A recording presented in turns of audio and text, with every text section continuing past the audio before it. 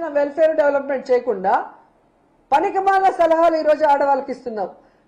ఆడవాళ్ళు ఎంతమందిని కనాలి అనేది వాళ్ళ ఇష్టము. నువ్వెవరు చెప్పడానికి? కనీసం ఈరోజు రాష్ట్రంలో కడుపు నిండా అన్నం తినలేని పరిస్థితి. నిత్యావసర వస్తువుల ధరలు ఎలా పెరిగిపోతున్నాయి? పెట్రోల్ డీజిల్ ధరలు ఇప్పుడు మళ్ళీ పెంచావు. ఇప్పుడు మళ్ళీ నిత్యావసర ధరలు పెరిగిపోతాయి. ఒక పక్క రైతులకు మద్దతు ధర లేదు, కానీ కొనాలి అంటే ప్రజలకు మాత్రం ఎక్కడ ధరలు అందుబాటులో లేదు. జీతాలు పెంచవు, నిరుద్యోగులకు ఉద్యోగం ఇవ్వవు, నిరుద్యోగ భృతి ఇవ్వవు, ఏ వెల్ఫేర్ స్కీము డబ్బులు ఇవ్వవు.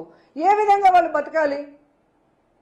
ఒకరుంటేనే కష్టపడుతుంటే ముగ్గురిని కనండి, నలుగురిని కనండి అని చేతకాని మాటలు మాట్లాడుతున్నారు. నువ్వే అంటే నీ కొడుకు ఇంకా చేతకాని మాటలు. రైమింగ్ కోసం ట్రై చేస్తాడు. జగన్మోహన్ రెడ్డి గారు 10th క్లాస్ పేపర్లని ఎత్తుకుపోయాడంట. ఈ ముద్దపప్పు పక్క నుండి చూశాడా ఎత్తుకుపోతుంటే? లేదా ఆ పేపర్లు అందించాడా? ఏం మాట్లాడుతున్నాడు? ఆల్రెడీ ఇలా మాట్లాడిన దానికి గతంలో జగన్మోహన్ రెడ్డి గారు మీకు దిమ్మ తిరిగిపోయేలాగా ఎక్కడ చదివాడు, ఎంత మెరిట్తో పాస్ అయ్యాడు అనేది స్పష్టంగా చెప్పారు. రికార్డెడ్గా అసెంబ్లీలో ఉంది. కావాలంటే మరోసారి చదువుకోమను. స్టాన్ఫోర్డ్లో చదివాను అంటాడు కదా, నిజంగా చదువొచ్చుంటే మీ కొడుక్కి చదువుకోమను. అసెంబ్లీ రికార్డులో ఉంది కదా, అసెంబ్లీ మీ చేతిలోనే ఉంది కదా. లోకేష్ గారు రైమింగ్ కోసం మహానాడులో చవకబారు మాటలు మాట్లాడటం కాదు.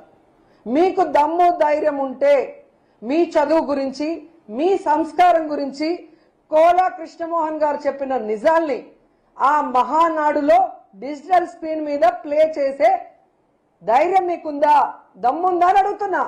అది మీరు వేయండి.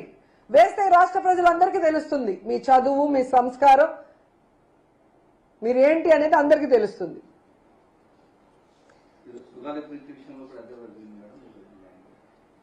మళ్ళీ పెద్ద బిల్డప్ మాటలు. నేను రాజశేఖర రెడ్డి గారిని చూశాను, నేను జగన్మోహన్ రెడ్డి గారిని చూశాను, నేను ఎవరికీ భయపడినని. జూమ్లోకి కొడాలి నాని వంశీ వస్తేనే భయపడి పారిపోయి ప్యాంటు తడుపుకున్న నువ్వు ఎందుకు నీకు బిల్డప్ మాటలు చెప్పు? ఢిల్లీలో జగన్మోహన్ రెడ్డి గారి దెబ్బకి మీ పెద్దమ్మ పురంధేశ్వరి గారితో ఒక నెల తిరిగావు, అందరి కాళ్ళు పట్టుకొని, అమిత్ షా కాళ్ళతో సహా. నీకెందుకు చెప్పు బిల్డప్ మాటలు? నాకు అర్థం కావట్లేదు. ఈరోజు మాటలు తగ్గించుకోవాలి.